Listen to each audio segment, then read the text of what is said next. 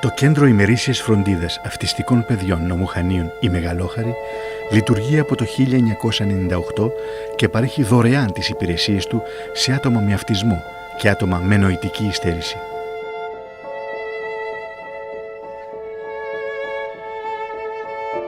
Στεγάζεται σε ένα χώρο 230 τετραγωνικών μέτρων στην Πελεκαπίνα, σύμφωνο με όλες τις απαιτούμενες προδιαγραφές και παρέχει στους ωφελούμενους καθημερινά εξειδικευμένες εκπαιδευτικές και θεραπευτικές παρεμβάσεις.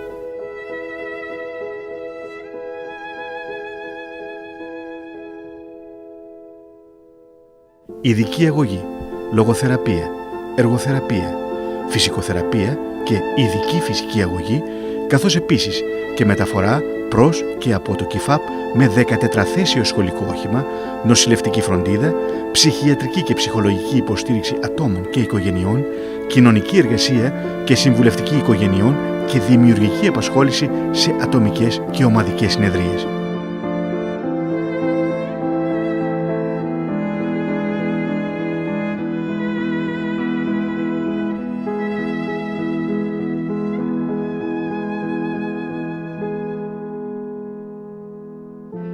Στα προγράμματα του ΚΙΦΑΠ περιλαμβάνονται και εξωτερικές δραστηριότητες με σκοπό την κοινωνικοποίηση και την ένταξη των ωφελουμένων στην τοπική κοινωνία.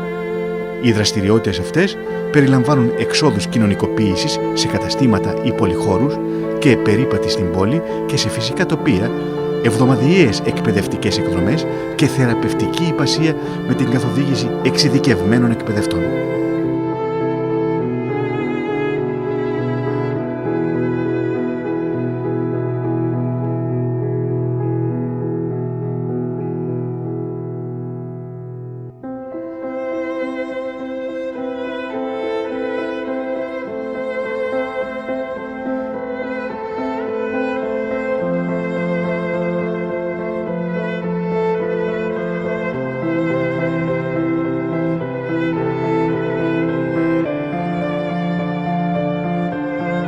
Το ΚΙΦΑΠ Μεγαλόχαρη βασίζεται σε δωρεές και χορηγίες συμπολιτών μας, φορέων και επιχειρήσεων.